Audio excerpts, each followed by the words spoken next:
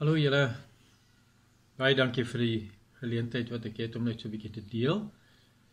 Rondom Paastyd, die gebeure 2000 jaar gelede wat ons herdenk, toe ons Here Jesus vir ons aan die kruis gehang het, die graf ingegaan het en dood oorwin het, sodat ons kan lewe. Beslis iets om elke dag te herdenk, soveel keer soos ons kan.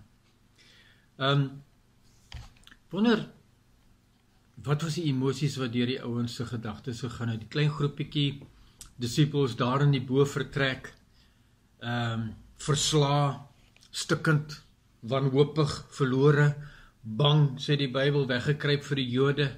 Gister, die vorige dag, die Vrydag, was 'n gewelddadige dag, was 'n emosionele dag, dit was 'n hartverskeurende dag, dit was 'n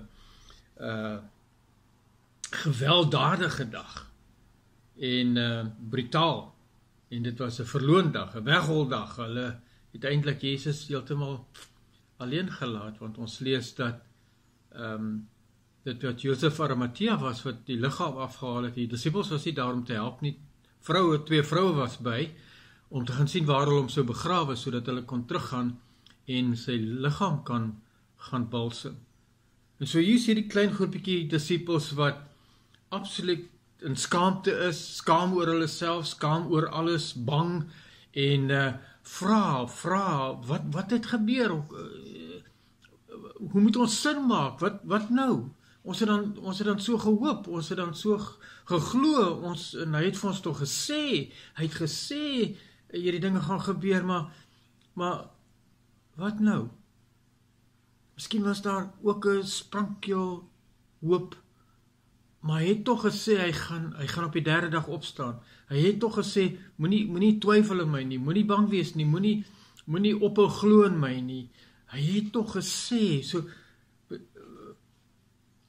miskien moet ons nou net wag. Miskien moet ons nou net wag om te kyk, wat gaan die Here doen, en om te hoop, en om te volhard in gebed.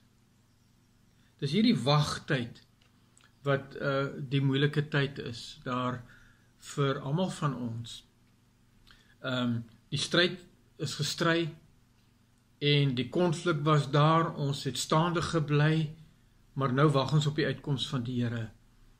En dit is 'n donker tyd, dit is 'n wagtyd, dit is 'n nagtyd, dit is 'n gloedtyd, dit is 'n bly vashou tyd. Dis in hierdie tyd, hierdie waghoudtyd, dat ons getoets word. En as ons hier in Romeine 5 lees, Romeine 5 vers 3 tot 5, is toch maar 'n goeie gedeeltetjie wat almal van ons ken. Ons verheug ons ook in die swaar kry, want ons weet swaar kry kweek volharding, en volharding kweek egtheid van geloof, en egtheid van geloof kweek hoop, en die hoop beskaam nie, want God het sy liefde in ons harte uitgestort, deur die Heilige Gees wat hy aan ons gegee het. Dan leer ons dat hierdie swaar kry tyd, hierdie volhardende tyd, hierdie vashou tyd, hierdie wagtyd, kweek volharding. En volharding kweek egtheid van geloof. En egtheid van geloof kweek die hoop. En die hoop beskaam nie. Die hoop is nie te vergeefs nie, want God het al klaar sy liefde aan ons bewys deur sy Heilige Gees vir ons te gee.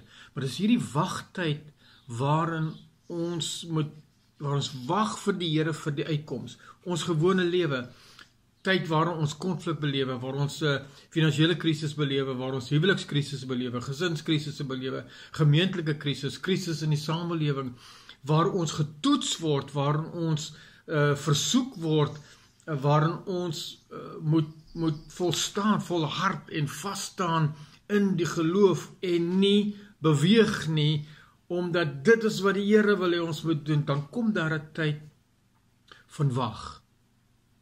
Ons weet die uitkoms kom, maar ons kan dit nog nie sien nie. Hoe lank dit gaan vat, weet ons nie, maar dis nou tyd vir wag. En dis in hierdie wagtyd wat ons bedoelings getoets word. Want nie alles dinge waarop ons op die Here wag, is die Here se wil vir ons nie. Baie van die goeders wat ons op die Here voorwag is maar ons eie begeertes, ons eie gedagtes en ons eie versinsels. Ons wag op die Here.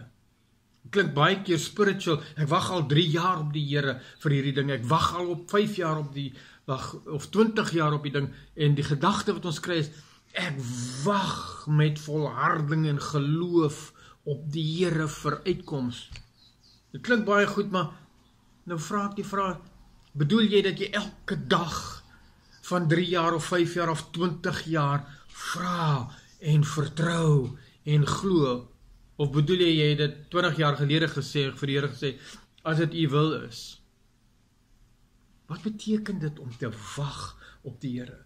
Dis in hierdie wagtyd wat dit donker om ons is, soos wat die Here Jesus ook gesê het, met die saadkorreltjie wat val in die grond, hy is daar in die donkerte, dis daar in die dood, en waar hy sterf van homself, waar die nuwe lewe kom, dis in 'n wagtyd, niemand sien dit nie, maar dit is 'n gelooftyd. Dis waar ons bedoelings gesuiwer word, dis waar dit wat ons van die Here vra, dit getoets word, is dit dan nou regtig wat die Here vir ons wil hê? Is dit dan nou die beste wat die Here vir ons wil hê?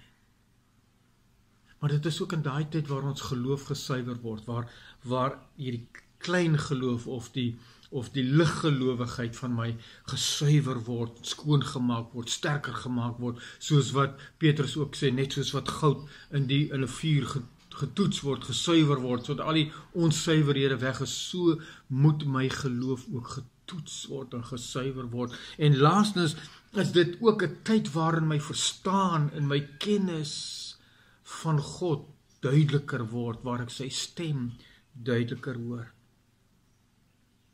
Is dit dan nou net iets waarop ek wag op die Here, en as dit nie uitkom nie, dan is dit nou maar sy wil? Dis die maklike uitkoms. Ek dink nie dit is dit nie. Ek dink partykeer gaan ouens te lig om met die woord, ek wag op die Here. Ek dink die Bybel bedoel om te wag, soos wat Dawid sê, ek wag op die Here, meer as die wagters wat wag op die môre, wag ek op die Here.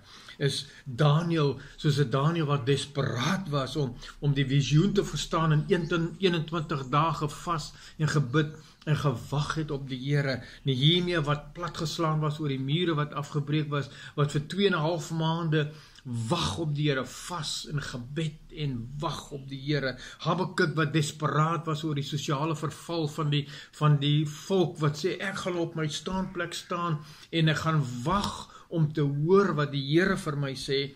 Dawid wat sê, ek wag soos die wagters op die môre wag. Paulus wat aan die einde van homself gekom het en sê, Here, asseblief, wil u nie vir my verlossing gee van hierdie engel van Satan wat gegee is om my te kastei nie. Om te wag op die Here is amper 'n diep gesetelde desperaatheid vir 'n antwoord of vir uitkoms van die Here. En dit is in hierdie nag wat Jesus in die graf is. Dis 'n Sabbatdag en niks kan niemand doen nie. Hulle is bang en niks gebeur nie, waar hulle wag op die Here, wag op die môre. En nou wil ek my nek uitsteek deur te sê, om te wag op die Here vir iets is nie elke dan en wan nie. Dis 'n alledaagse gebruik van 'n kind van God. Elkeen van ons moet wag op die Here. Om te wag op die Here is noodsaaklik, dis lewensnoodsaaklik, dis ewig noodsaaklik vir jou en vir my, want dit is in daardie tyd wat ek geestelik groei. Daar's nie 'n ander tyd nie. Dis in daardie tyd wanneer ek in die donkerte op die Here moet vertrou, wanneer hierdie geloof gesuiwer word, wanneer hierdie geloof versterk word, wanneer ek duidelikheid kry oor wat is dit wat die Here vir my wil hê. Ek wag op die Here.